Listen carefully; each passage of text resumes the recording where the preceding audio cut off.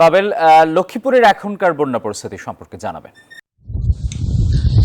ধন্যবাদ টিপু। আপনি যেমনটি বন্যা পরিস্থিতির কথা জানতে চেয়েছিলেন, আসলে আমাদের লক্ষ্মীপুরে গত কয়েকদিনের টানা বৃষ্টি এবং মেঘনা নদীর অস্বাভাবিক জোয়ারের পানিতে একেবারে নিম্নাঞ্চল প্লাবিত হয়েছে। এখানে বিশেষ করে লক্ষ্মীপুরের রামগতি, কমলনগর এবং কমলনগরের পজমিয়ার হাট, চর লরেন্স এবং মতিরহাট বাতিরখাল এলাকার আশেপাশে ব্যাপক পানি বৃদ্ধি হয়েছে। এখানে জলাবদ্ধ অবস্থায় রয়েছে শত শত মানুষ।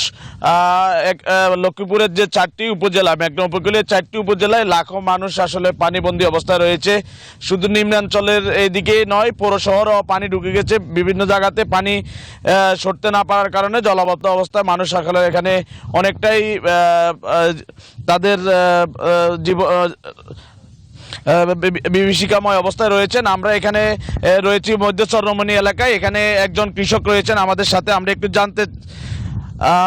তাদের সাথে আমরা কথা বলেছি। তারা বলেছে যে তাদের অনেক আমন ধানের ফসলি জমি নষ্ট হয়েছে এবং অনেকে আসলে পোলট্রি খামার নষ্ট হয়েছে। অনেকে আসলে এখানে তারা রান্না বান্না করতে পারছেন না বলে তারা তাদের দুর্ভোগের কথা আমাদেরকে জানিয়েছেন। এই ছিল লক্ষ্মীপুর থেকে আমার কাছে বন্যা পরিস্থিতি সর্বশেষ। আমরা এখন চলে যাব নোয়াখালীতে, সেখানে রয়েছেন আমাদের সহকর্মী রতন। 100% কপার কন্ডেন্সারে তৈরি ভিশন ফ্রিজ, তাই গুণে মানে অটুট থাকে বছরের পর বছর। পাবেল, ফেনীর ফুলগাজী এবং পরশুরামে ৩য় দফার বন্যা স্মরণকালের বন্যার কবলে পড়েছে। গত মাসে একবার এখানে বন্যা হয়েছিল।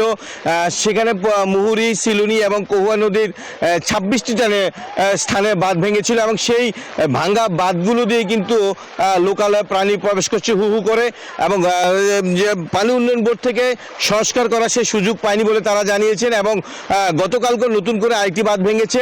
এখন মোট 27টি বাঁধ দিয়ে কিন্তু পরশুরামের লোকালয় এবং ফুলগাজীতে পানি প্রবেশ করছে এবং বেশ কিছু জায়গায় কিন্তু 8 থেকে 10 ফুট পর্যন্ত পানি উঠেছে বলে এখানকার স্থানীয়রা জানিয়েছেন। আমি এখন একজন স্থানীয়র সাথে কথা বলার চেষ্টা করবো, যে একটু জানাবেন বন্যার কি অবস্থা।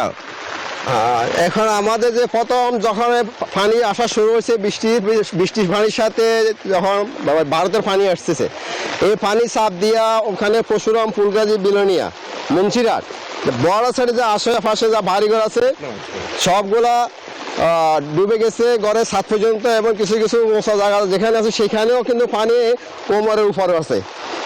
এখন ওই পানি আমাদের দক্ষিণ সাইডে যে আনন্দপুর, তারপরে বন্ধুয়া, আনন্দপুর। ধন্যবাদ আপনাকে। এবং পাবেল, আজকে নদীর পানি বিপদসীমার 81 সেন্টিমিটার উপর দিয়ে প্রবাহিত হচ্ছে, তবে থেমে থেমে বৃষ্টি হচ্ছে। যদি ভারী বৃষ্টি হয় তাহলে আরও দুর্ভোগ বেড়ে যাবে বলে জানিয়েছেন স্থানীয়রা। এই ছিল আমার কাছ থেকে ফেনীর ফুলগাজী, পরশুরামের বন্যার সবশেষ তথ্য।